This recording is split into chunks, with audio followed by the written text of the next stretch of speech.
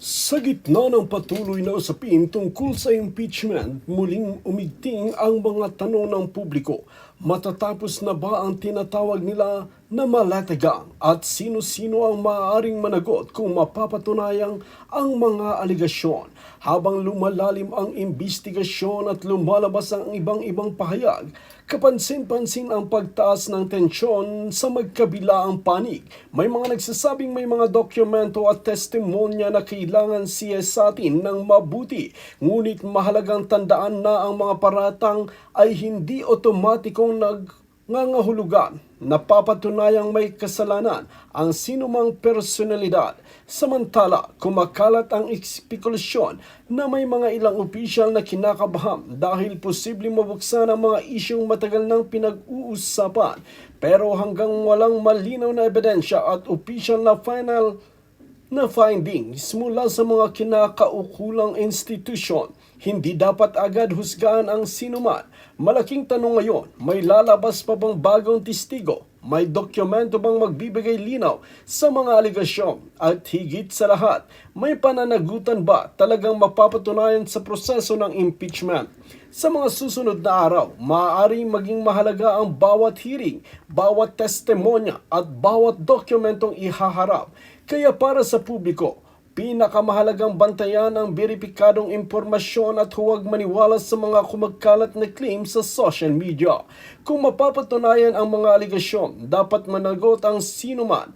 Mapapatunayang lumabag sa batas, pero kung walang sapat na ebidensya, nararapat ding igalang ang due process at presumption of innocence. Kaya ang tanong ay nananatili. Tapos na nga ba ang malatagang sa impeachment o simula pa lamang ito ng mas malaking pagbubunyag? Abangan natin ang mga susunod na development at alamin kung ano ang tunay na lalabas sa proseso. Hindi sa haka-haka, kundi sa ebidensya at opisyal na record. Kung bago ka pa naman sa aking channel, huwag kalimutan i-click ang subscribe button at notification bell para lagi kang updated sa ating mga nagbabagang mga talakayan. Na napunta sa bulsa ng Vice President. Ask and answer, Your Honor. Wait, don't answer. Uy. That question, Your Honor. Yung tawa ni Escudero, di ba? Halatang magkakasabwat. Okay?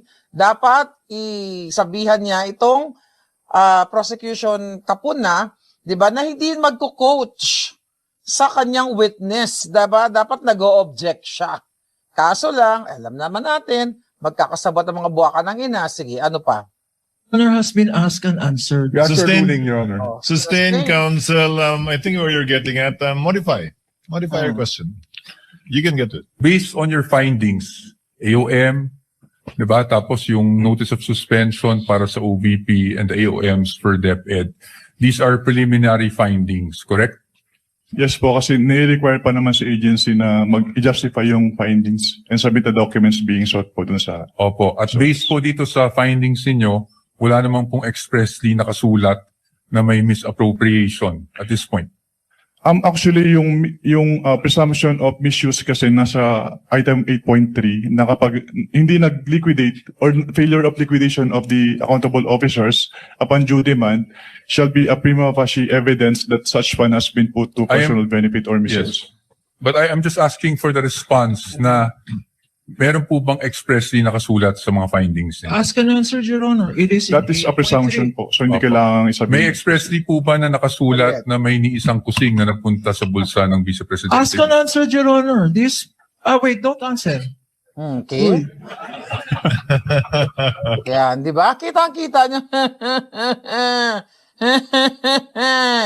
Ang tawa ni Kilay.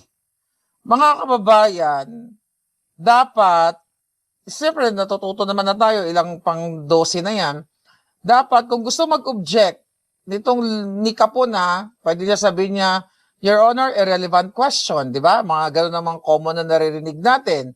Mag-object siya kung ano yung dadahilan niya. Hindi, kinote siya kaagad. Tapos sinustay naman ni Kilay na okay, sige,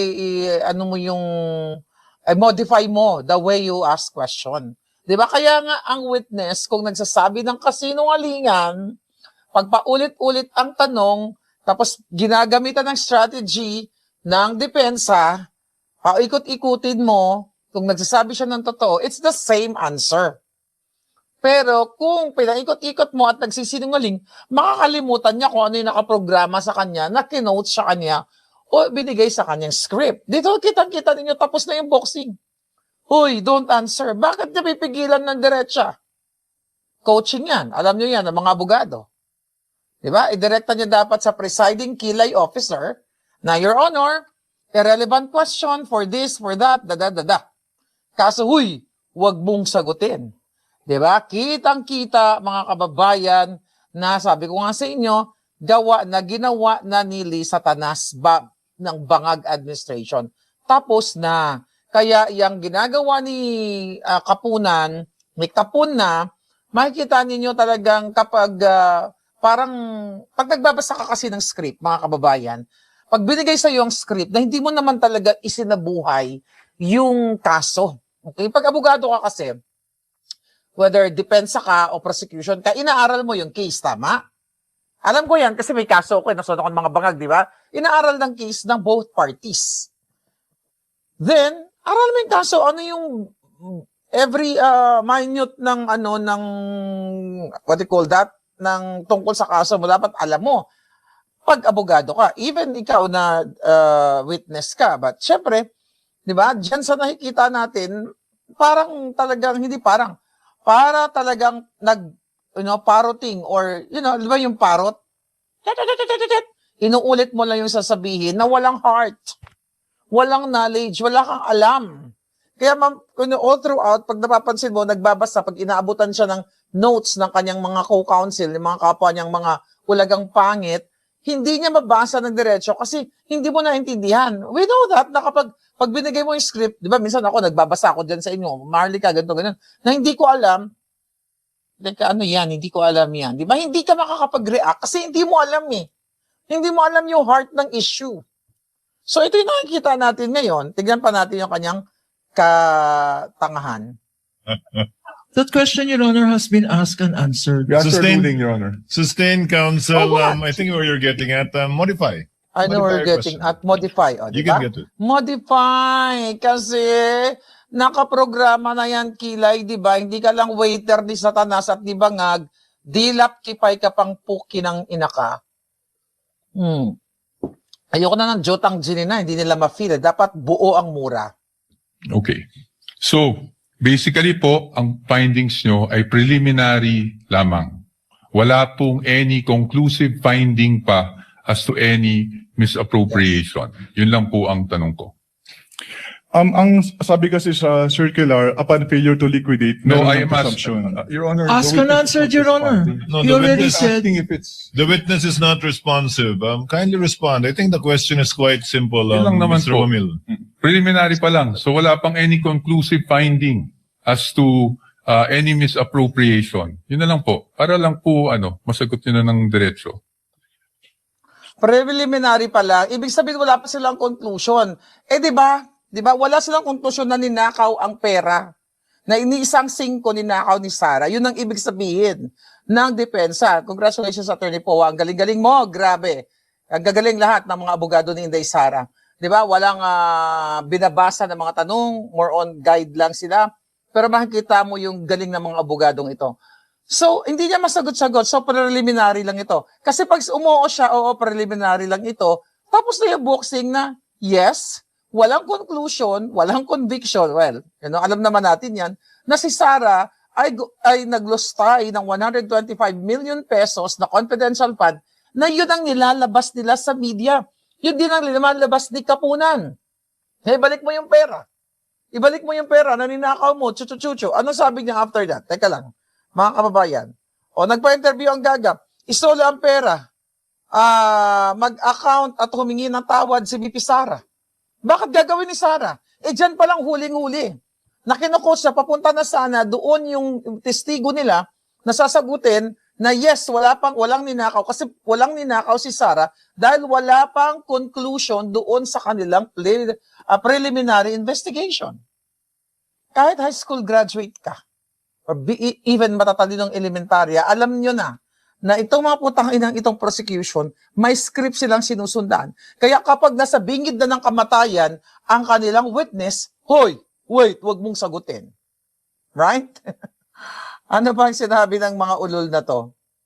Na mga bangag prosecution? Hindi naman po kasi kailangang i-state doon sa findings. Again, Your Honor, non-responsive. Let the presiding officer be the one to do it, or try to do it. Kapag ka nag-issue po kayo ng AOM, Audit Observation Memorandum, failure to liquidate na po ba yun? O may mga observation pa lang kayo? Kailan masasabing may failure to liquidate na no? Pag may notice of disallowance na, notice of suspension, o AOM pala? Nakalagay po kasi sa Joint Circular, Your Honor, under 8.3, failure to liquidate by the accountable officer upon due demand shall be a prima facie evidence. Opo, again, Mr. Wamila, yung pag-issue niyo po ba ng AOM, pasok na sa failure to liquidate upon due demand o hindi pa po? Hindi po sa AOM, Your Honor. Kasi wala pong due demand sa AOM. Yes po. At masasabi mo rin bang wala pang failure to liquidate? O meron na? Pag sa AOM po wala, pero pag sa NS po, since meron ng first issuance which is considered as demand, so meron na po sa NS. So As per AOM siya. wala pa, pag NS meron Meron ng na. meron ng demand at Opo. meron ng failure to liquidate. Opo, since sa AOM po, nire-require na silang i-justify and i-submit yung mga documents na hindi nila na-submit. Pero sa AOM wala pa ang ganun. Yes po, Your Honor. Okay. Counsel, your witness. Thank you. And lastly, gusto ko lang to ma-clarify. Of course, the witness was a state auditor of the ICFAO. So, recommendatory lang po ang function ninyo. Hindi po kayo nagde-decide pagdating sa, lalong-lalo na pagdating sa notice of disallowance. Tama po ba? Yes po. It's the function of the commission proper. Thank you. Thank you, Mr. Wamil, Attorney Wamil. I thank you for your Ayan, so mga kababayan. Alright. Oops. Ayan. So, well, how show talaga? Yeah. Selma, ang how show talaga itong nangyayaring impeachment hearing. Ngayon, meron pa siyang sinabi dyan kanina patungkol sa 11 days na ginastos ng Office of the Vice President. Okay, hinahanap lang natin yung article actually. So, mga palangga, sabi ko nga, it's really waste of money no, ng ating mga kababayan. Dahil paulit-ulit na lang, sayang talaga ang pera ng bayan dito sa maleta impeachment na ito dahil kitang-kita nyo ang kasinungalingan ni Capuna. Lahat sila, since day one. Okay? Mga sinungaling kanilang witness. Sa labas ng korte, ng impeachment court, kinukonvict na nila si Sara. Katulad ngayon, di ba? Ano sabi ni Capuna? Hoy, labas na lang, sorry lang, mag-sorry na. Oo, humarap na lang si Sara, ganyan-ganyan. Umami na, chuchu-chuchu. Ano yun? Aamin sa mga gawa-gawa nilang katarantaduhan? Aamin sa gawa-gawa nilang kwento, mga kababayan? So, doon sa during the impeachment hearing, tinanong din ni Attorney Powa dito sa kanilang witness kung mayroon bang provision na nagbabawal na gamitin ang confidential fund in 11 days.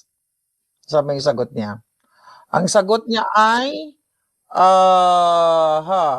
okay, ang sagot niya, wala po. Kaya hindi namin sinama sa findings namin yung 11 days na disbursement. It's just a statement of fact, okay, on the Audit Observation Memorandum. So hindi pinagbabawal na ubusin, okay, o gastusin in 11 days itong binabato nila kay Sara na 125 million na confidential funds, di ba? Ang dami nyo nang naririnig ng mga abogado nag-explain kasi kailangan gastusin yan sa loob ng isang taon o sa loob ng sa taon na yan kung saan ibinigay ang confidential funds. Di ba? So ngayon, ang ginawa dyan ng media, mga kababayan, ang ginawa ng media, ang ginawa ng mga ulaga ay pinagpakalat ng kasinungalingan. Oh, Sara Duterte, nilostay ang pera ng bayan sa loob lamang ng 11 days. Siyempre, pag mangmang ka, pag tanga ka, na tagasunod ka ng mga dilawang ulaga, maniniwala ka, o nga naman, bakit nga naman naubos ng 11 days? Itong pondo na, itong confidential fund na ito. So, Again, mga kababayan, trial by publicity, ang issue dito ay gusto talagang ibagsak ng mga bangag sa pakikipagsabuatan ng maletagang ang pamilyang Duterte.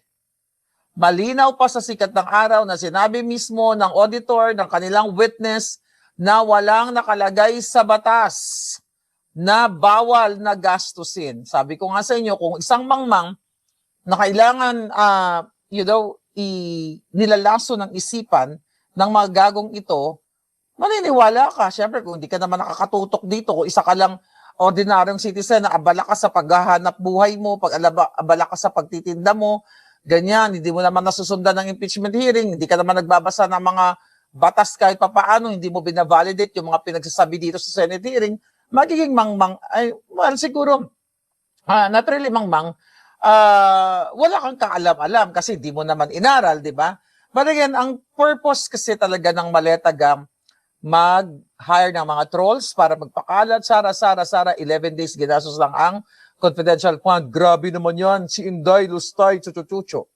So yan ang tinrabaho nila. Ginastos nila ang pera ng bayan.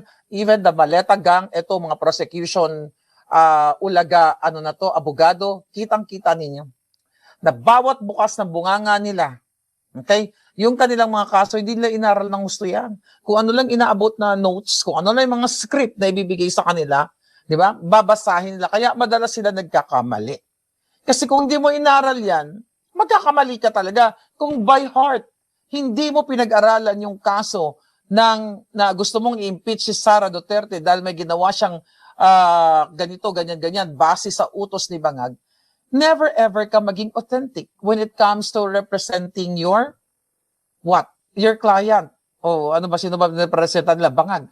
Never ever. Kahit sa ordinaryong buhay natin, sa simpleng pagsasagot sa mga bagay-bagay, even sa kahit anong question and answer portion, mga kababayan, kapag hindi mo isinabuhay at inalam mo ang topic mo, dahil inutusan ka lang, sige, sirain mo lang ito, ganyan, ganon, sirain natin to, bibigyan ka ng script.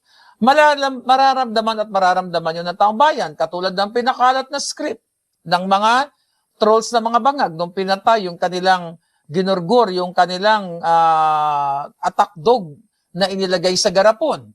Nakipagsabuatan ang, Vera Files, gumawa kaagad sila ng script, okay, na ang paggurgur daw sa kanilang kaalyado ay Duterte style.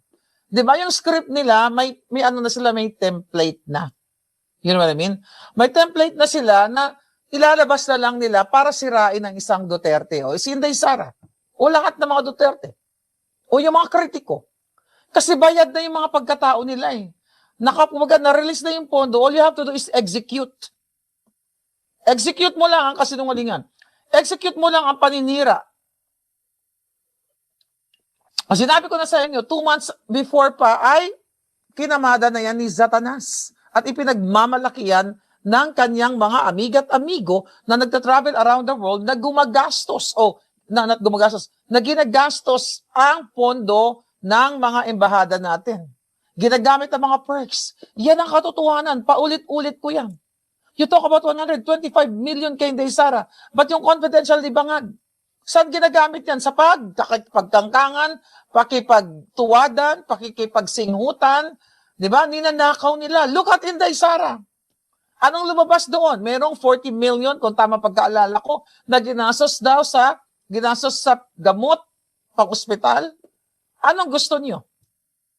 Gagastusin sa pag-itot-itot nila Bangag, ni Satanas? Yung confidential funds? O gastusin ng isang vice president, ang pera, imbis na nakawin, ginastos sa mga may sakit. Anong pipiliin nyo? Gagastusin sa may sakit, ibibiling gamot, yung ibang mga pondo, o gagastusin ni Bangag sa pag-hire ng mga boylet para sa lugsugan ng kanyang buli, o pagbili ng mga droga para sila ay magpakabangag. Your choice. Kaya maraming nagmamahal sa isang Duterte o sa Sara Duterte dahil sa kabila ng panggagago nitong Satanas, ni Bangag na ito, lumalabas mismo sa kanilang mga witnesses na walang nilustay si Sara. Nag-over pa nga eh. Di ba? How much? 150 million, 125 million and 125, tama ba? And 150,000. Right? So yun. Walang nilustay si Inday Sara. Pero yan ang narrative ng mga bangag. Sabihin nyo, inuutosan nila yung trolls nila, yung troll farm nila. Sabihin nyo, Sara, 11 days lang. Grabe, no? Grabe talaga si Sara Duterte. 11 days. Ganyan. Ang ginastos, di ba? Grabe, bawal yan, illegal yan, pag nanakaw yan. Today, mismo inamin ng kanilang witness na walang nakasaad sa batas o sa circular chuba-chuchu number nila na ang paggasta ng 11 days, within 11 days na pondo, confidential fund, ay hindi labag sa batas. Yan ay isang malinaw na kaalaman ngayong araw na ito at natutunan din natin, mga kababayan, na sinasabi nila na, asa na yun, na si Inday Sara lang ang may confidential fund. Pinatunayan ngayong araw na ito ng depensa na panahon ni Jojo Marbinay ay mayroong confidential funds. At tinatanong kanina yung witness na aware ka ba dito na noong 2013 ba yun o 2014, nandun ka na sa COA na mayroong funds para kay Jojo Marbinay. Tapos ang sabi ng Vice President Binay in the past, tapos ang sagot niya, hanapin na lang natin. Ang sabi niya, non-liquidate po ba yan? O ba't niya tatanungin si POA? Diba? Sino bang nakakaalam kung na-liquidate or what? Hindi ba dapat ang COA? But we all know, bakit hindi pinailan ng impeachment si Binay nung time na yon, even though grabe din ang girian nila noon, nung panahon ni Abnoy. Wait, tignan pa natin to. I think, excuse me. Sabi dito ay, here we go. Here's the video, mga kababayan. Do you like my hair, ha? I like my hair too. Bagay pala sa akin. Pag perfect pala yung mukha mo kahit Mexi, kalbo, no bayad. Next time, kalbo na ako. Kalbo na ako. Alright, here we go. I just wanted to put that on record because marami na rin pong lumalabas sa social media na si Vice President Sara Duterte lang ang Vice President na nagkaroon ng confidential funds. I'm showing you a document, and this document is from the Department of Budget and Management, entitled Special Allotment Release Order, dated. Medyo malabo lang po yung document, no? December 22, 2014. Ayan, 2014 pala. Makita niyo po yan? Tingnan nyo, listen to that talaga. At ang purpose po is to cover confidential activities for fiscal year 2014. You see that? Yes, sir. And nung December 22, 2014, nasa ICFAO na po kayo. Tama po ba? Anong period po yan, sir? We have a clear here po. Date of issue, December 22, 2014. Yes po, nasa ikaw na po. Tama po ba? At hindi po si Vice President Sara Duterte ang Vice President ng mga panahon na yun. Tama po ba? Yes po. Pero na-liquidate po ba yan? Pero na-liquidate po ba? Bakit natatanungin si Attorney POA? Di ba? Pero na-liquidate po ba? Bakit dapat alam niya yan? Dahil nasa COA siya. So, listen. The question. That's the question to ICFAO actually. Yes. Because yun po yung Di ba? Natawa si Attorney POA. Ba't mo tatanungin sa akin? Di ba? Napakagaling na to, tsaka malumanay at mabait eh. Di ba? Pero maganda yung character niya. Kung ako siguro may kaalaman na ganitong klaseng kaalaman, katalinuhan when it comes to law, mga kababayan, dudurugin ko tong putang inang ito. Anyway, listen.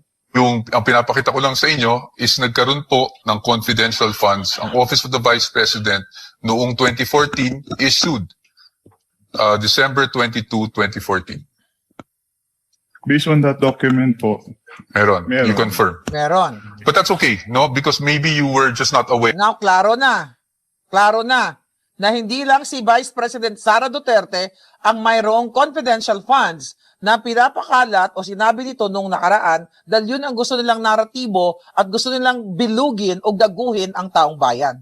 Today, napatunayan na naman natin na nagsisinungaling na naman itong mga hayop na ito. Tingnan mo kung gaano kabait si POA. Dapat hindi ganito kabait eh. air yesterday when you were asked the question. I just wanted Maybe you're not to aware, sabi put that on record because marami na rin pong lumalabas sa social. Dapat ako niyan, siguro dahil gusto mo lang magsinungaling. Baka laging ano dyan, lalong mag-iinit dyan, siguro gusto mo lang ayaw mo lang sabihin, kahit alam mo, dahil ikaw ay, what? Nakausap na ni Satanas, ano? Anyway. Social media na si Vice President Sara Duterte lang ang Vice President na nagkaroon ng confidential funds. But you confirm that, sir.